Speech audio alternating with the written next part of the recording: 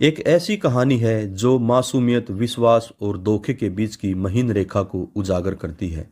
यह कहानी एक छोटे शहर की लड़की प्रिया और एक चालाक युवक बापी के जीवन से शुरू होती है। एक ऐसी घटना है जो समाज के काले सच को सामने लाती है, जहां प्यार और सपनों के नाम पर मासूम लोग जाल में फंस जाते हैं। प्रिया एक साधारण परिवार की लड़की है जो एक छोटे से शहर में रहती है। उसकी उम्र करीब 18 से 19 साल है। वो पढ़ाई में अच्छी है और अपने परिवार की इकलौती संतान होने के नाते उसकी माँ उससे बहुत प्यार करती है। प्रिया की माँ एक विधवा है जो मेहनत मजदूरी करके अपनी बेटी को पालती है। प्रिया का जीवन सादा है, स्कूल जाना, घर की छोटी मोटी जिम्मेदारियां निभाना और भविष्य में कुछ बड़ा करने के सपने देखना।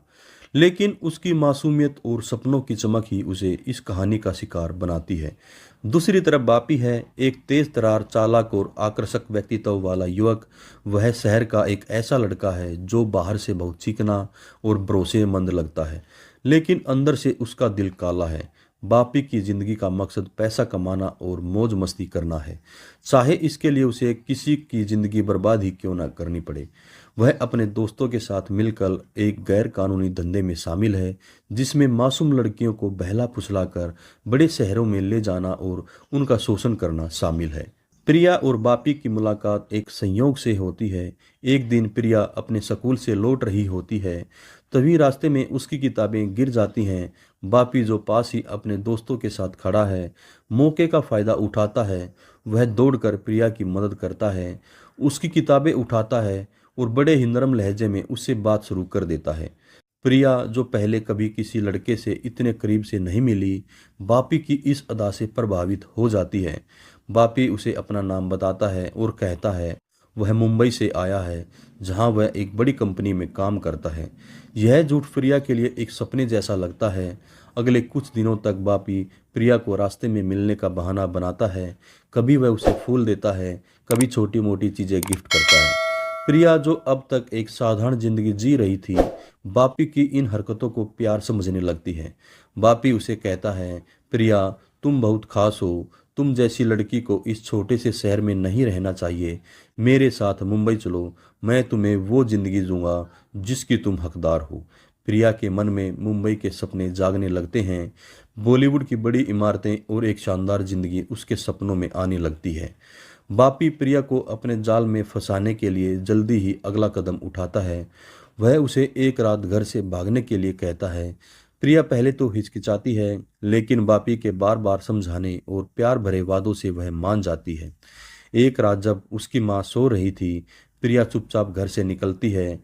बापी उसे पहले से तय जगह पर मिलता है और उसे अपने साथ ले जाने की तैयारी करता है।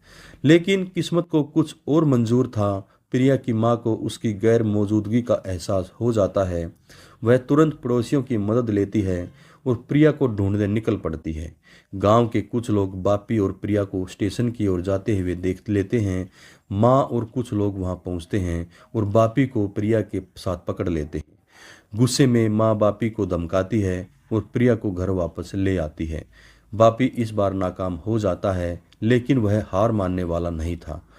पहली नाकामी के बाद बापी और सावधान हो जाता है। वह प्रिया से मिलना बंद कर देता है ताकि गांव वालों का शक कम हो।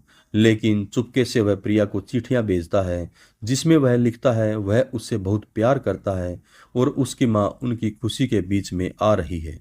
प्रिया, जो अब तक बापी के प्यार में पूरी तरह डूब चुकी है, उसकी बातों में फिर आ जाती है। इस बार बापी एक सुनियोजित योजना बनाता है। वह प्रिया को दिन के समय मिलने के लिए बुलाता है, जब उसकी माँ काम पर होती है। प्रिया स्कूल के बहाने घर से निकलती है और बापी के साथ चली जाती है। इस बार कोई उसे नहीं देखता। बापी उसे बस स्टैंड ले जाता है और वहां से दोनों मुंबई के लिए निकल पड़ते हैं। प्रिया को लगता है वह अपने सपनों की दुनिया की ओर जा रही है, लेकिन उसे नहीं पता वह एक खतरनाक जाल में फंस चुकी है। मुंबई पहुंचने के बाद प्रिया को बापी का असली चेहरा दिखाई देता है। उसे एक गंदे से कमरे में ले जाता है, जहां कुछ और लोग पहले से मौजूद होते हैं। प्रिया घबरा जाती है और पूछती है, ये क्या जगह है? क्या जगह है? तुमने तो कहा था हम एक अच्छी जिंदगी जिएंगे। बापी हंसता है और कहता है, अब से यही तुम्हारी जिंदगी है। प्रिया को समझ आता है वह धोखे का शिकार हो गई है। वह चीखती है, रोती है, लेकिन कोई उसकी मदद के लिए नहीं आता। बापी और उसके साथी प्रिया को मानव तस्करी के धंधे में धकेलने की तैयारी करते हैं, लेकिन उधर प्रिया की मां उसकी गायब होने की रिपोर्ट पुलिस में दर्ज कराती है। पुलिस तफ्तीश शुरू करती है और कुछ सुरागों के आधार पर बापी के गैंग तक पहुंचती है।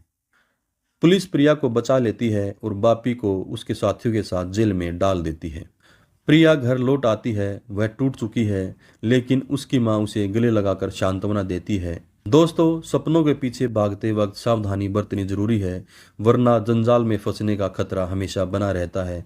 अगर आप सभी को हमारी क्राइम स्टोरी अच्छी लगे तो हमारे चैनल को सब्सक्राइब करें, कमेंट करना ना भूलें। नमस्कार, धन्यवाद, जय हिंद, जय भारत।